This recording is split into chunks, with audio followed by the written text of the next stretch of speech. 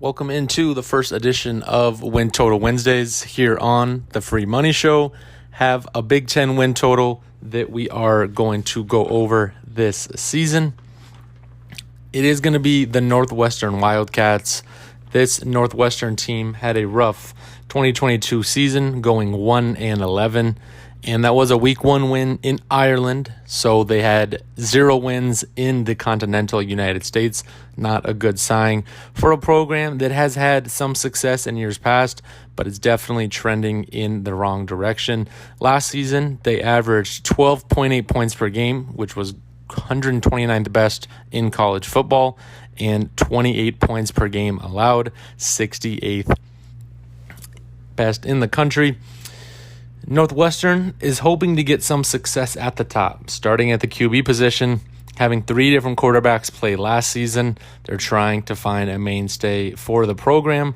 Now, that may either be QB Brendan Sullivan, who had some flashes of success during the season and somewhat consistent play. However, QB Ben Bryant transfers in from Cincinnati after a 21 touchdown and 7 interception season that he had last year. But the Wildcats are losing a bunch on offense. The Wildcats lose top rusher Evan Hull to the NFL and his 913 yards and 5 touchdowns. Running back Cam Porter hopes to replace him in that role in his 12 games last season, 286 yards and 2 touchdowns, but that is a steep drop-off from where they were last year. Top pass catcher, wide receiver Malik Washington, transferred to Virginia, and that will be tough to replace his 694 passing yards and 1 touchdown. That means that the top 2 pass catchers for Northwestern will be gone, and their 3 total touchdowns. They went to the transfer portal to replace that, and hoping to get the production. Wide receiver Cam Johnson from Arizona State with 10 career touchdowns. The more experienced of the 2, look for him to be the number 1 option on the team. And A.J. Henning, 25 career reception touchdowns, 198 total yards receiving, and 2 touchdowns coming in the return game, none in the pass-catching role. Their offensive line is shaky at best. You lose NFL talent Skoronski to the draft and a mishmash group of starts and appearances for this offensive line, and going to be a real area of concern. Left tackle Zachary Franks, 8 appearances last season, not many starts. Left guard Josh Priebe, 7 starts. Center Ben Rather, 9 games. Josh Thompson, right guard, no appearances. And right tackle Caleb Tiernan, 1 career start. It's going to be very hard when you're going against an NFL talent a lot of these weeks on the defensive line, and these guys have not had much experience going against that. Going to be tough for Cam Porter to do his job and get the yards that they lack from the loss of Evan Hull, and they just lack different makers on the offensive side of the ball and a subpar OC. Pat Fitzgerald, it is his dream job, and he has treated it as such, but it is a little bit difficult to see how this team has much success going forward this season.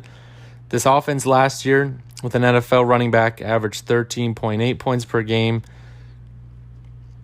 128th of 131 defensive teams, and the offense had 2.4 giveaways a game. Not many things to like on the offensive side of the ball, but the defense is trying to rebound after an offseason that they hired North Dakota State defensive coordinator David Braun, who has had success on the FCS level, and Pat Fitzgerald is desperately hoping that he can make the necessary changes to combat the Big Ten. And the defense should be better. With Braun's acumen and a lot of talent returning, things are looking good on that side of the ball.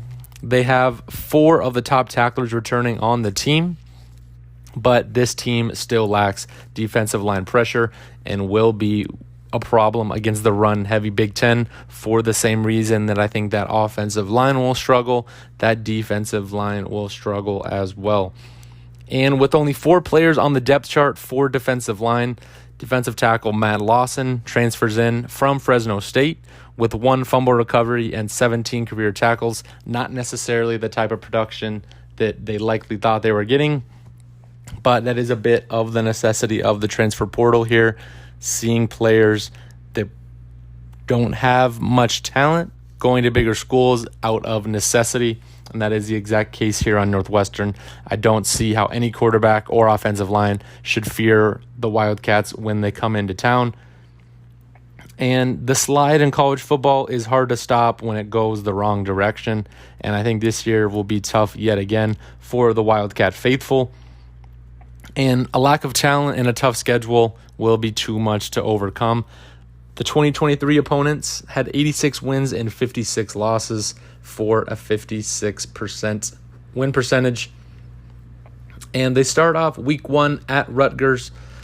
Rutgers home team that will sneak up on you, coached well by Greg Schiano. I think that is going to be a loss. Rutgers puts out some NFL talent, Isaiah Pacheco, who featured for the Kansas City Chiefs. Those type of players are on this Rutgers team and will definitely sneak up. Against UTEP, UTEP last season 5-7, but I think that they can combat Northwestern well. Tough to decide how that one goes.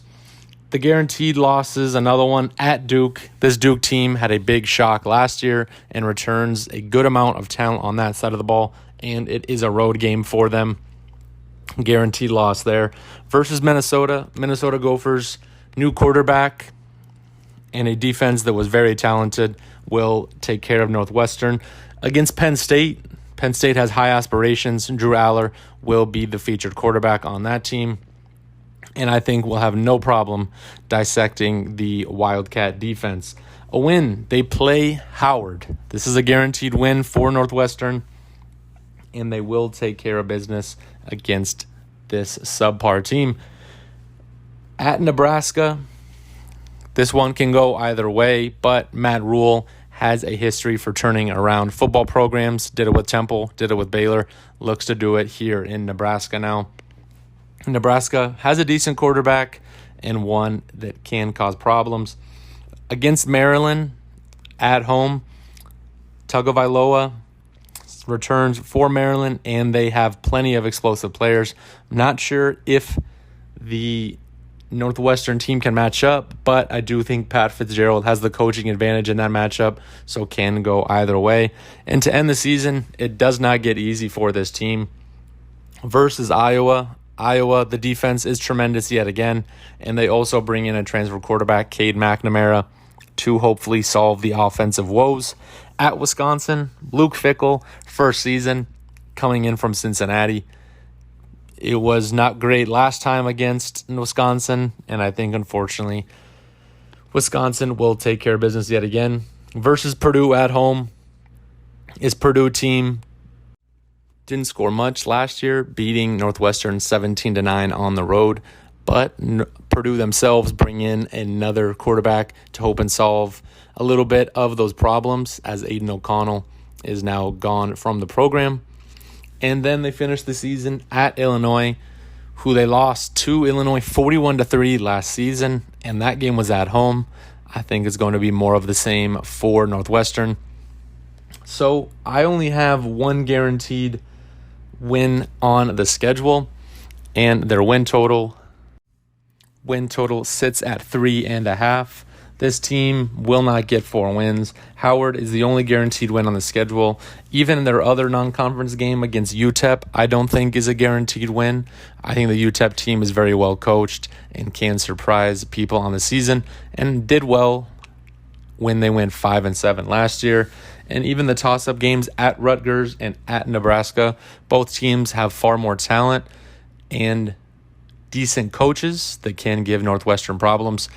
Their win total under 3.5, minus 110 at all sportsbooks. FanDuel, DraftKings, the two biggest. Those will be where you can find those.